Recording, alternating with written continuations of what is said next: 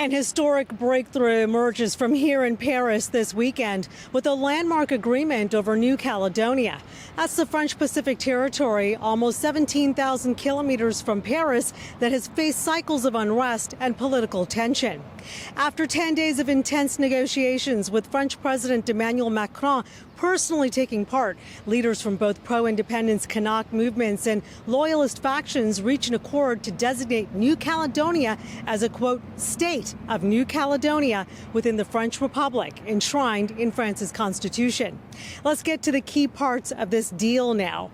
Dual nationality and institutional status. New Caledonians will hold a special Caledonian nationality alongside French citizenship, and the territory will gain a customized institutional framework.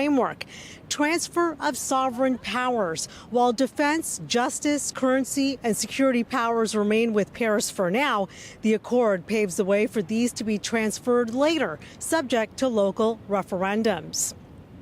Cultural symbols and identity. The deal may also allow New Caledonia to adopt its own name, flag, anthem, and a formal citizenship code, further reinforcing its distinct identity.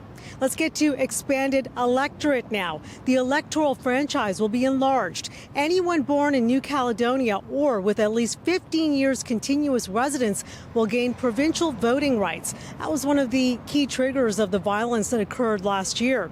This change could add more than 12,000 new voters, significantly impacting the balance of power in a territory where regional voters determine the composition of the local Congress. And finally, economic reform, especially with nickel. An economic refoundation package was agreed upon with targeted support for the nickel sector, which is vital to the local economy. The historic compromise follows last year's deadly riots triggered by changes to voter rolls. The unrest resulted in 14 fatalities, and with some reports citing approximately 3 billion euros in damages.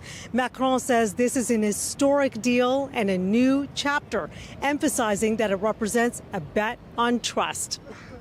The Baku Initiative Group has also played an active role here, helping bring international attention to this issue and supporting New Caledonia's right to self-determination. But the process still faces more steps here.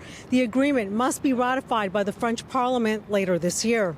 A local referendum in New Caledonia is expected by early 2026, allowing citizens to approve the transfer of powers. If approved, New Caledonia could gain enhanced sovereignty, including possible UN membership, while remaining tied to France. This is significant because it firstly creates a novel institution model, not just independence, but a semi-sovereign state status inside France, setting a potential precedent for other overseas territories, as well as regions such as Corsica, which is seeking greater autonomy within France. On the strategic front, this safeguards France's presence in the geopolitically critical Pacific amid rising competition from China and the United States. Economically, success depends on revitalizing the nickel industry, which underpins local employment and growth. Politically, it offers a pathway to diffuse communal tensions, but whether it heals long-standing divides remains to be seen. Reporting from Paris for AnewZ, I'm Anita Sharma. Now, back to Baku.